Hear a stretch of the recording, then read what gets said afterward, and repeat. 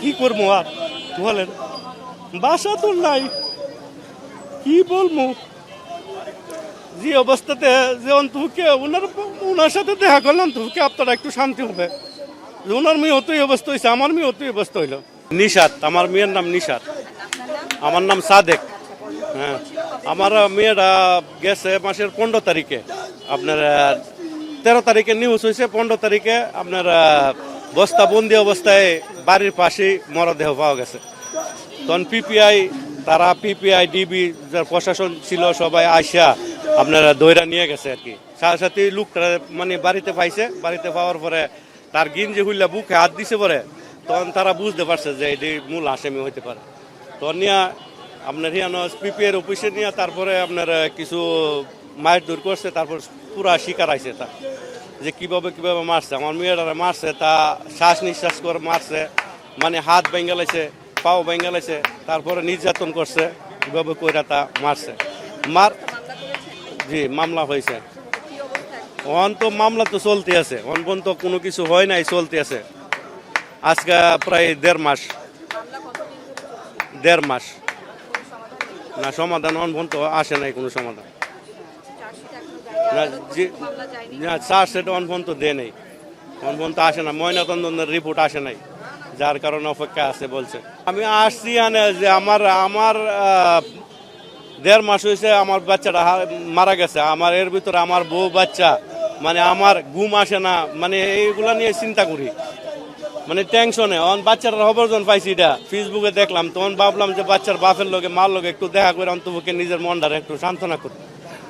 কি করবো আর বলেন, বাসা তো নাই, কি বলবো। যে অবস্থাতে যে অন্তপক্ষে ওনার সাথে দেখা করলাম তো আপনারা একটু শান্তি হবে। ওনার মেয়ে অতই অবস্থা হয়েছে, আমার মেয়ে অতই অবস্থা হইল। কি বিচার, তো আমি তো বিচার চাই, বিচার ফাঁসি চাই। যে হ্যাঁ, আমিও দ্রুত বিচার চাই, সরকারের কাছে দ্রুত বিচার চাই। সরকার যাতে দ্রুত বিচার করে এবং নতুন করে আইন করে যাতে তাড়াতাড়ি করে এই বিচারটার কার্যকর হয়। আজকে যেই বিষয়টা নিয়ে এই রামেসা হত্যাকাণ্ড, আমি বলবো শুধু রামেসা হত্যাকাণ্ড না, কেমন জানি আজকে বাংলাদেশের সকল মানুষই হত্যাকাণ্ডের মধ্যে মানে এরকম দুঃখে দুঃখিত। আজকে রামেসা হত্যাকাণ্ড নিয়ে আমাদের আন্দোলন করতে হয়, এটা পূর্বেও আমরা ওরকম করছি। জি হ্যাঁ, ধর্ষণ ও হত্যা। এখন আমি আপনাদের এই সাংবাদিকদের মাধ্যমে বলবো, বাংলাদেশের মধ্যে কি আইন আছে কিনা, এটা আমার বাংলাদেশের সরকার কাছে একটু জানতে মনে চায় যে বাংলাদেশের মধ্যে আইন আছে কিনা। পূর্বে যে আসিয়া হত্যা হইল, ওসমান হাদিবের হত্যা হইল, আমরা সাময়িক আশ্বাস পাইলেও এটা আমরা বাস্তবলি কোনো পাইতেছি না যে একটা বিচার। আজকে এই রামেসা হত্যা হইল, আজকে দেখবেন 1 সপ্তাহ পরে আবার এটা কেমন জানি আবার মাটির নিচে পড়ে যাবে। এর জন্য বাংলাদেশের সরকারের কাছে আমার আহ্বান আমরা দাবি করব, আপনি তো 18 কোটি মানুষের কথাই সবসময় বলেন, জনগণের কথাই বলেন, তা কাজে আজকে এই জনগণের কথাই যে বাংলাদেশের জাতীয় মসজিদ বাইতুল মুকাররম, এই বাইতুল মুকাররমের সামনে এরকম একটা ধর্ষককারীকে, এই সোহেলকে প্রকাশ্যে এই জনগণের হাতে এরকম ছেড়ে দেওয়া হোক, একটা প্রকাশ্যে একটা শাস্তির ব্যবস্থা করা হোক। ওকে দেখা যেন এরকম বলাৎকার থেকে শুরু করে এরকম ধর্ষণ এবং হত্যার অভিযোগে কেউ যেন অভিযোগী না হয়, এটাই আমার কথা।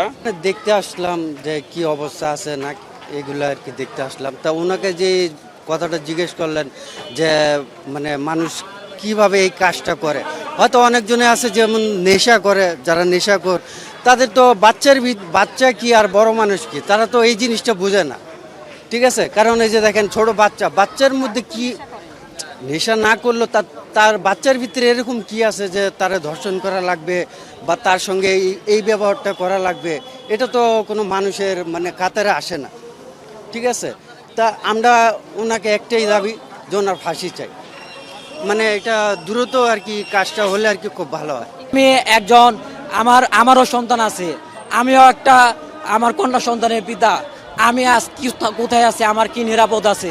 আমার আজকে যে কথা বলতেছি, আমি কি শুনতে পারি না যে আমার মেয়েটা নয়, আমার পাশের বাসায় আরেকটা ঘটনা ঘটছে সেমভাবে 24 ঘন্টা না যেতে চট্টগ্রামে সেম একটা ঘটনা ঘটেছে দর্শক, এখন এখন হসপিটালে আছে সেই মেয়েটা।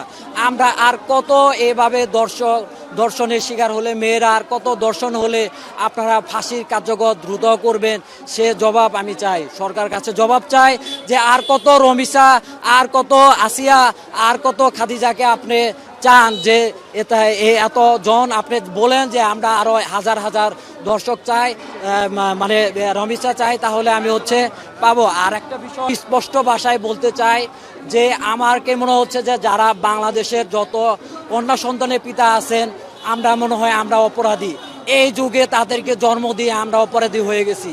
আমি বলতে চাই যে আপনারা প্রত্যেকটা কন্যা সন্তানের পিতা আপনাদের বিবেক জাগ্রত করেন, আপনারা এই রেপিস্টে দর্শকের বিরুদ্ধে সাথে সাথে অ্যাকশন নেন। আমরা এই আইনের ক্ষেপণ দেখতে চাই না। প্রত্যেকটা কন্যা সন্তান আপনারা মাঠে নামেন, সোচ্চার হন।